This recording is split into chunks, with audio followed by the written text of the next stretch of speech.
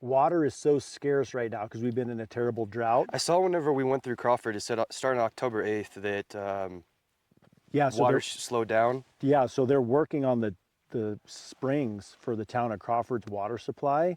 So they're only running on tank water right now for the next week. So they're encouraging everyone to be careful because the springs have slowed way down. Yeah. So they're having to redevelop the springs. And then I guess it, because I noticed that there's is that the water line too, or is that Yeah, that's our side roll sprinklers. So that's the sprinkler system that we use to irrigate these fields. And so our water ran out August 8th. So we haven't had irrigation water. And we actually went 82 days without a drop of rain this summer. So it's been extremely dry. I feel like we can go to the next spot, but I do have a question for that to just change the scenery a little bit. Well, I guess, is there any other things that you would want to talk on this specific? Not really. Perfect. I mean, you can just see how healthy the cattle are, and they're not stressed, and they're not worried about us at all. This is great. Yeah. Cool.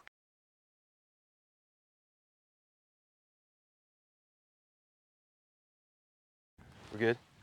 Sweet. So here we're at a field with what seems like to me an irrigation line. Is that correct? Yep, that is. It's a side roll sprinkler or a wheel line sprinkler. So how does it even work? How do you set this up? Yeah, totally. And so there's a pipeline that runs across the top of the field, and it has a flexible hose connection that you go from a stub valve that's buried up into this. And so we hook it up, you turn the valve on the end on, and it fills this 5-inch pipe all the way down to the end. And then there's a drain valve on the end, so you can drain the silt out or whatever.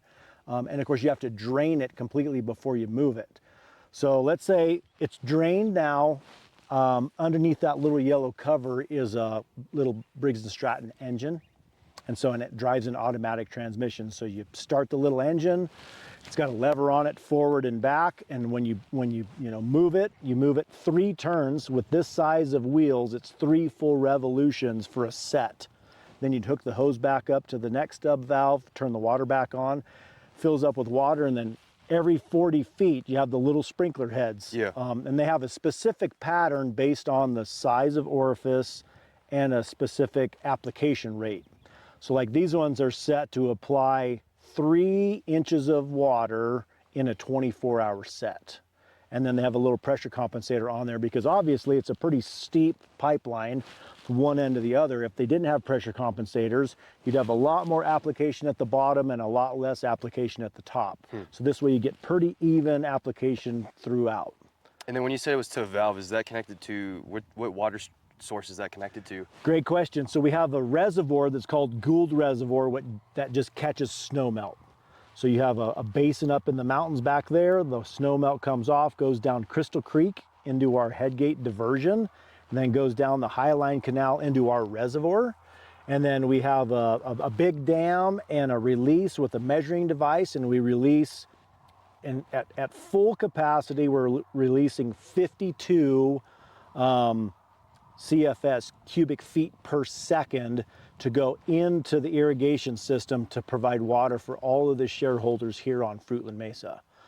And we actually have done a bunch of improvement projects. So those were Bureau of Reclamation funded soil salinity reduction projects. So we lined a bunch of the ditch with rubber liner and then covered it with concrete.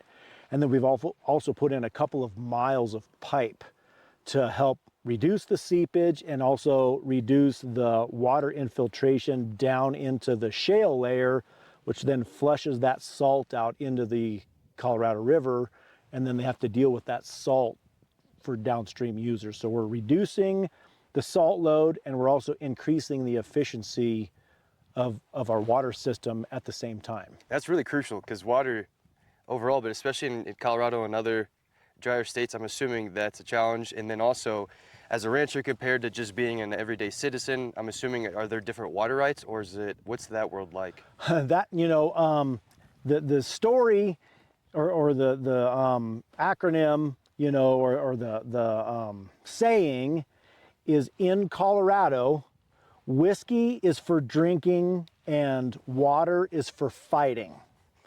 And that's because Colorado water law is the thickest law book in the state of Colorado. So you have prior appropriations, you have first in right, you have first in time. There's so many things that come into play for water rights.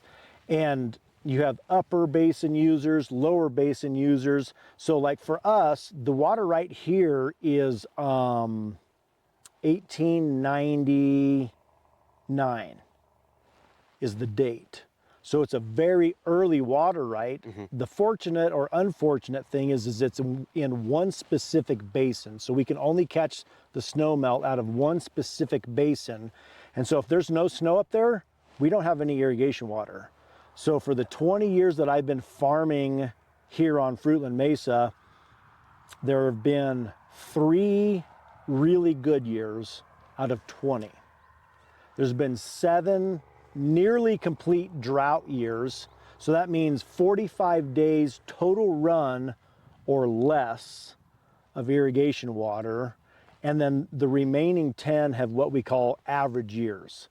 So if you can irrigate from May till July, you feel pretty fortunate because that's enough time to get one good cutting of hay and then grow enough second cutting to have fall pasture.